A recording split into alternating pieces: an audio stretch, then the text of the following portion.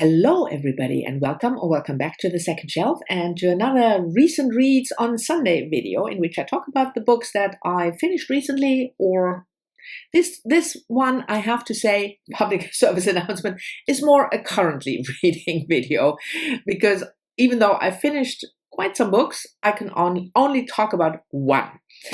And that is a nonfiction book. Write It All Down by Kathy Ransenbrink. Get rid of that glare, can't.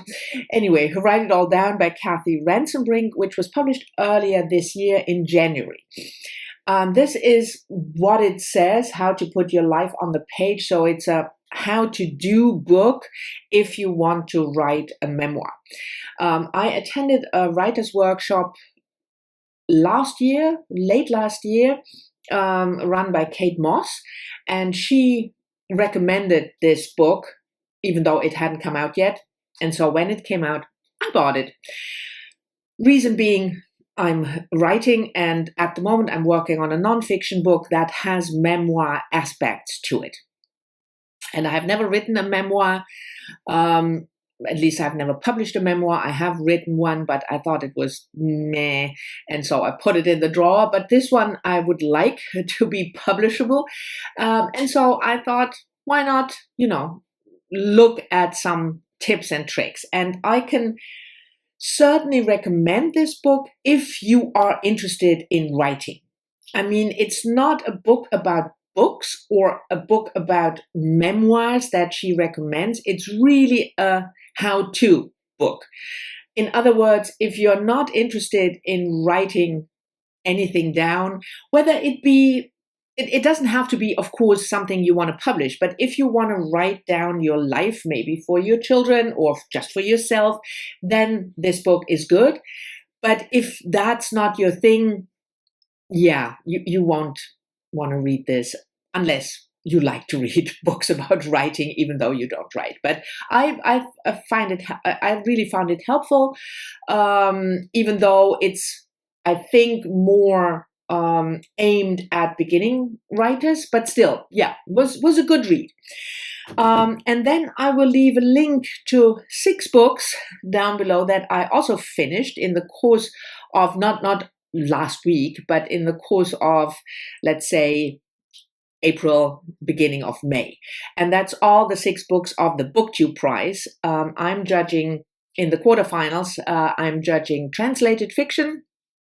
And I read all 6, and yesterday I handed in my ballot. But of course, as you know, I can't talk about them until this round is finished, which will be end of this month. If you look at my group, it's Group B in Translated Fiction. I said to Robert, who is organizing the prize, your algorithm really knows what I like to read, because it's 5 guys and a dead woman. But anyway, so I finished that, and as always, it is great fun to participate. I will leave a link, if I don't forget, I will leave a link to the BookTube Prize channel and the website. So if you're not familiar, you can check that out. But that means that the rest of the video, after only 4 minutes, will be currently reading and stuff that I started. And to look at my list, currently reading. Yes, I am currently reading as a buddy read with Heidi from my reading life. And we are reading an essay collection, kind of 3 long parts, Elizabeth Colbert, Under the White Sky. And Elizabeth Colbert is, I think, a well-known science writer. I read her book, The Sixth Extinction, which was fabulous. And I'm also currently rereading, Notes from a Catastrophe. So she writes about nature with a evolution kind of vantage point, I would say. And this Under the White Sky is an exploration of various themes, all having to do with the human impact and how we sometimes try to make good on what we did wrong and kind of reverse it, and that also can have adverse effects. So it's the first part we already checked in, so I can talk about that without spoiling Heidi. And that was about rivers, a couple of rivers in particular: the Chicago River, the Mississippi River, a fish in the river, carps as a predator, and why they were introduced and how that worked and what people are doing now to get rid of them, quote unquote. But also the river as a force of nature, flooding, taking away land, especially in Louisiana. So it's really interesting, and I think Elizabeth Colbert is a very, very engaging writer. So I'm enjoying it very much, and I also don't want to forget that I'm reading this for Springathon, even though Springathon only starts tomorrow on the 9th and runs until the 22nd of May. Is that correct? Yeah, that is correct. It's a readathon hosted by Heidi and Doris and a couple of other people. I will leave links to Doris's and Heidi's announcement video down below if you're interested in still joining, because you can. And the idea is, of course, to read nature, to read books about nature. And there are 4 prompts: diversity, sustainability, connectivity, and activity. And I think, because as you know, I normally suck at readathons, especially with the prompts and stuff. But this book, Under the White Sky, actually fits all 4 prompts, because it is about the diversity of nature, biodiversity, why it's important. It is about sustainability, what to do in order to make the environment more, sustain and not fuck it up completely. Connectivity, because the various species, and if you introduce a species, that has consequences on all the other species, and activity, because it's about humans. So I did the readathon, or I'm doing the readathon, and I fulfilled all 4 prompts. I'm mighty proud of myself.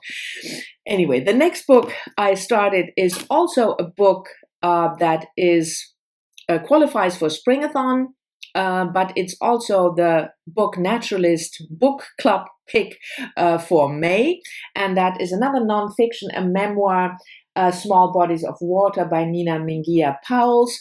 And I talked about this one in my latest book haul. It's a 2021 release. Nina Mingia Pauwels was born to a Borneo mother, and she grew up all over the world. And what she does here is explore various bodies of water that she encountered when she first started to learn to swim. It's from, lakes, ocean water, but also pools, so man-made water, and what that means, what the act of swimming means, but also what water means to her and to human beings. This is our author, by the way, a very young author. She is from what we call New Zealand, it says here. I forgot to mention that. And I'm, maybe 15 pages in. So I can't say much, only that the beginning, the first 10 pages I liked. So I'm working on this one. And then the last 2 books, yes, it is the books that I'm about to start today.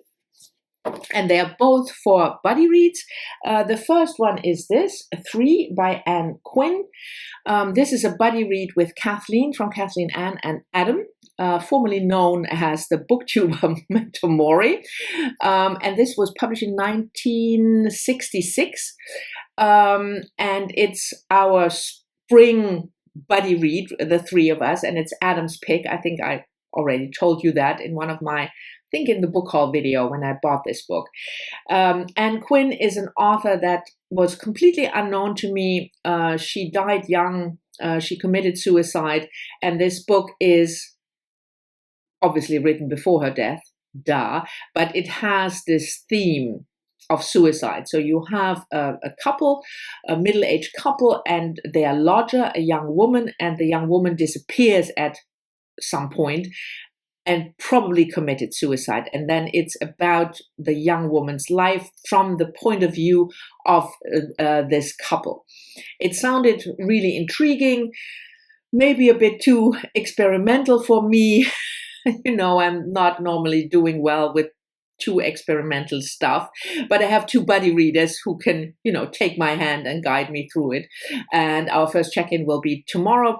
It's quite a short book, so we will read it in a week, and I will start it this afternoon so that I'm ready for our first check-in tomorrow. And the second book, as I said, is also Buddyread, translated fiction this time, Natsuo Kirino Out, translated from the Japanese by Stephen Snyder, published, let me check, sorry about that as always. It is an older book in the Japanese original, 1997, and it was translated in 2005. And did I mention I Buddyread this with Kim from Middle of the Book March? And she talked in her weekly video yesterday. She also talked about this book, and it had a completely different cover, by the way, that I thought was really, really beautiful. This one is a bit, knife in eye. This is a bit, I don't know, gives me the jeebies. But anyway, it is a crime story. 3 women working under not good conditions in a factory at night, and then one of them commits a crime, and she asks the other, her friends, her co-workers, to help her cover it up. That's what it said on the blurb. I haven't started it yet. I don't know. I don't want to know more than that. Kim said that it might have some horror aspects. We will see. But I'm really eager to start and to talk to Kim about the book, because our buddy reads are always fabulous, even if we both don't like the book. But I have high hopes for this one, because it's also really highly rated on Goodreads, which normally is not a good sign, because then I hate the book. So forget what I said, the last sentence. But anyway, I will start this one also this afternoon, and we haven't fixed our first check-in yet, but we want to take 2 weeks. Unless it's really, really fast-paced, then we might finish early, or if we decide to DNF it, which I don't hope. No. Let's not be negative. Let's be positive. This will be a fantastic read. Anyway, so this is for me an extremely short video. We are at 13 minutes, and that's because the 6 books that I listed below for the BookTube prize, I couldn't talk about any of them. So I only had one finished book to talk to you about. Feel blessed that you can go outside after watching the video and not have to spend like 20 minutes with me babbling on about the books I read. I hope you enjoyed this video. Thank you very much for watching. Have a good Sunday. As always, I'm very much looking forward to your comments, and I'll see you all soon in the next one.